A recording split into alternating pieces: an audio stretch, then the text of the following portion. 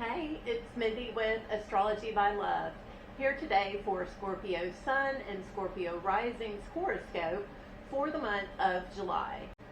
We are starting at the new moon in Cancer on June 25th and going until the new moon in Leo on July 24th. So I appreciate y'all hanging out with me today. Please like and subscribe. I've got some cool links down below you can check out. If you know anybody that's about to have a birthday or someone who the universe is just kind of being mean to right now and you want to get them a gift, a reading is the perfect thing. And I've got a link for a reading with me down below. It's a great gift for that person that has everything. So y'all definitely check it out.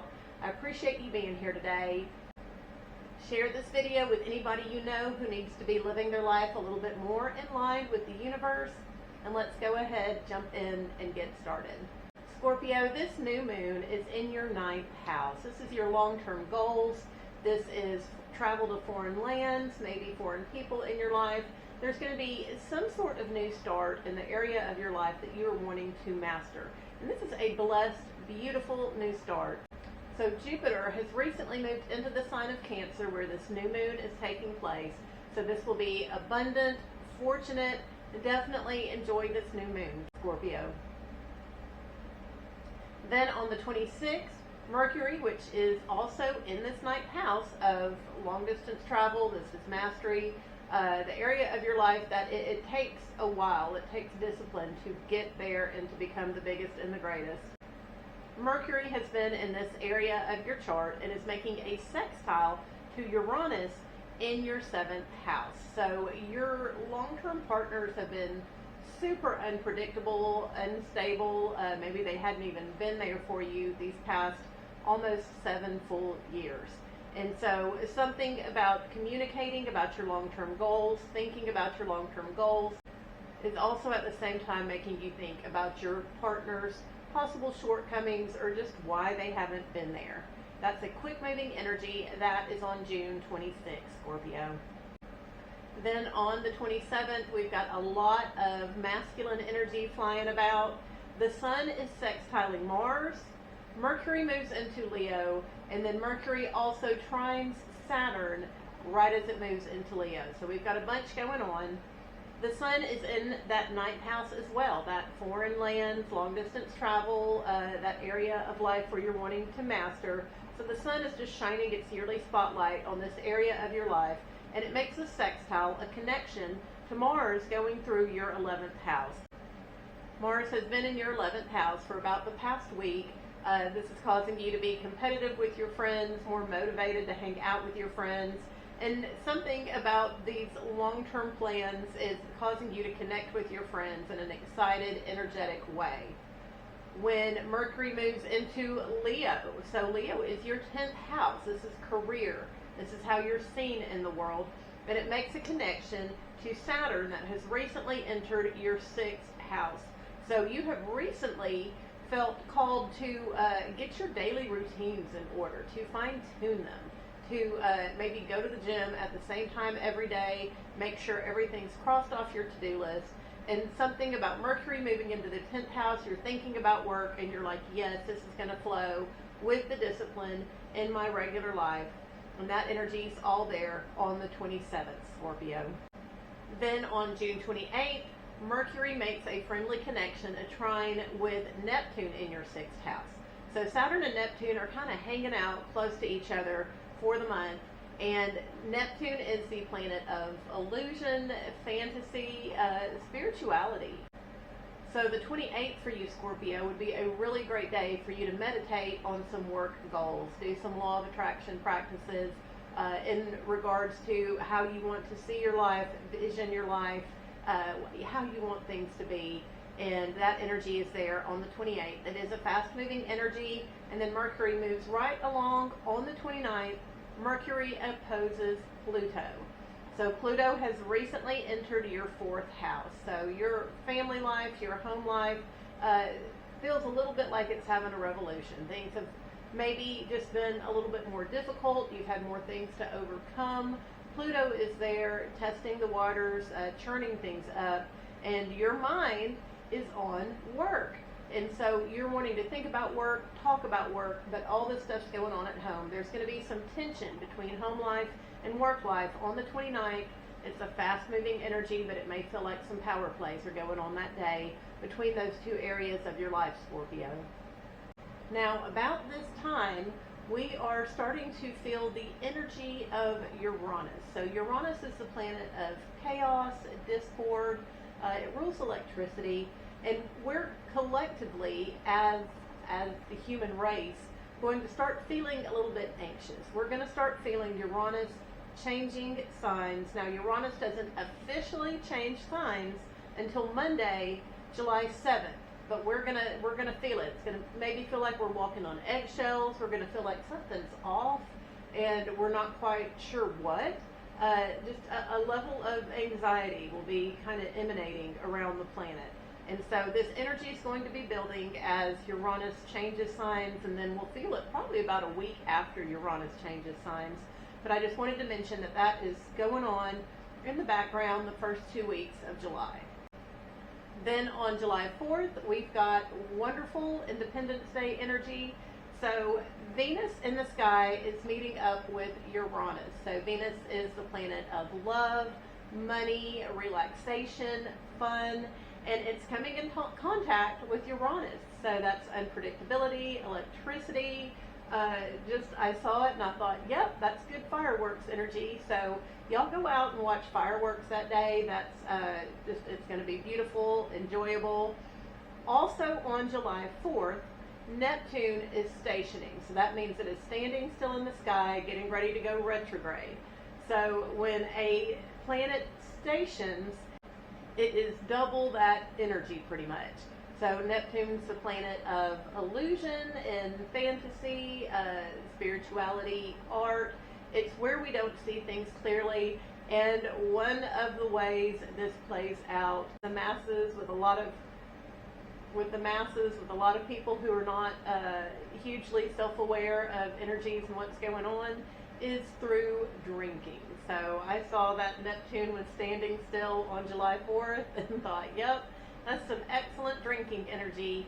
So y'all be careful not to overdo it, because the impulse will definitely be there. But it should be an enjoyable July 4th. So that's Independence Day in the United States. That's when the nation, the United States, was born. So y'all go out and celebrate. Then on the 5th, Scorpio, Venus moves into Gemini. This is your 8th house. So the 8th house is probably your favorite house. This is the house of secrets. It's the secrets we know about, the secrets we keep. This can be mundane things like investments with your partners, real estate that y'all own together, insurance. This can also be bedroom pleasures. This is also the house of addictions. We tend to keep those secret. But just definitely use this Venus and Gemini energy that's there for the rest of the month for those bedroom pleasures that you're known for, Scorpio. Then on June 6th, Venus sextiles the Saturn-Neptune conjunction that's going on in your 6th house. So something about money matters, sex matters that you're doing behind the scenes with your partner. It's causing you to focus a little bit, think a little bit about your daily routines and your health routines. Saturn and Neptune are there. These are competing energies. They really don't get along that well. Saturn is structure and restriction. Neptune is that fluidity, delusion. Maybe you are trying to set up a meditation routine in your daily life. Maybe you've been delusional about some health stuff. You need to get disciplined around health matters. But this is a fast-moving energy. Something about the pleasure you're having with your partner is triggering this delusion and restriction in your daily life. And so that is on July 6th. Then on July 7th, Uranus changes signs. So if you can schedule your day lightly that day, do that. You're going to feel a little bit all over the place, scattered. That's Uranus's energy. Also going on July 7th, Venus in that 8th house of secrets is making a friendly connection to Pluto in your 4th house. So something about the secrets you're keeping with your partner, the fun y'all are having in the bedroom, is causing a positive sort of change, rearrangement, revolution in the home and family life. that is a fast-moving energy and an enjoyable one. So just be aware of that, because we're all going to be feeling crazy about this time.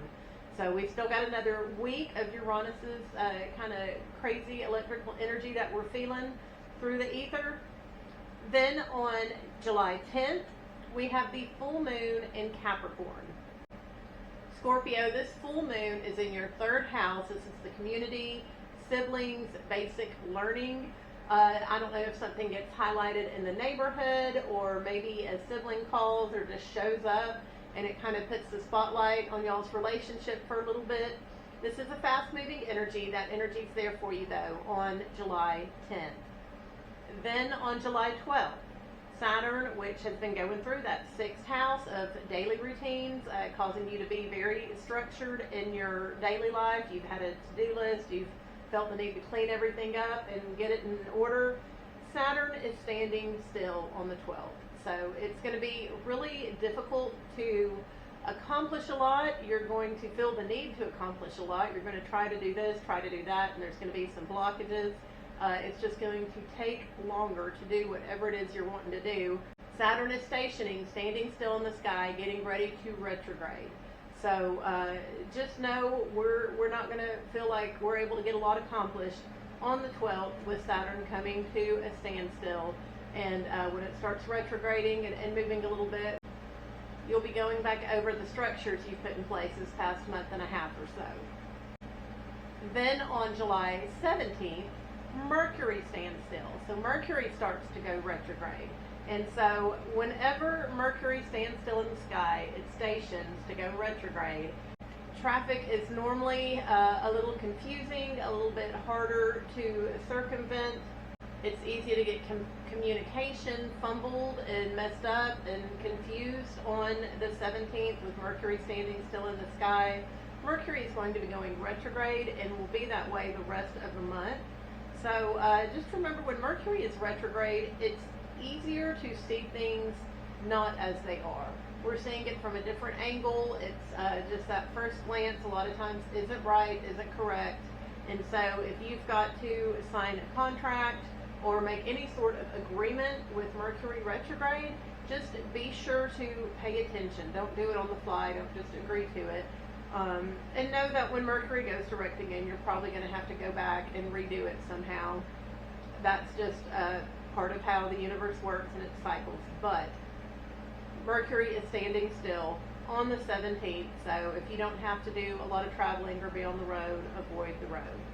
Then on the 18th, Venus in that 8th house of bedroom pleasures and secrets you keep with others, Venus is making a sextile to Mercury in your 10th house of career.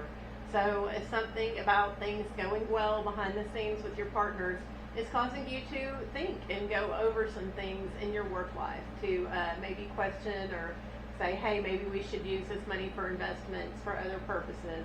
That's a fast-moving energy. That's on the 18th, Scorpio. Then on the 23rd, Venus is squaring Mars. So Venus is in that 8th house of bedroom pleasures. Mars is going through your 11th house of friends. When Venus and Mars square each other in the sky, this is a 90-degree angle, it causes a little bit of a friction. It kind of heightens our sex drive. We're feeling a little bit more frisky. We are less discriminating with our bedroom partners. If you are looking for a one-night stand, this is excellent energy for it, Scorpio. If you are just looking to get it on and not have conversations or dates, once again, this is an excellent day for it. If you're looking for deep conversations and long-term love and, soul-shaking connections, this may not be the day.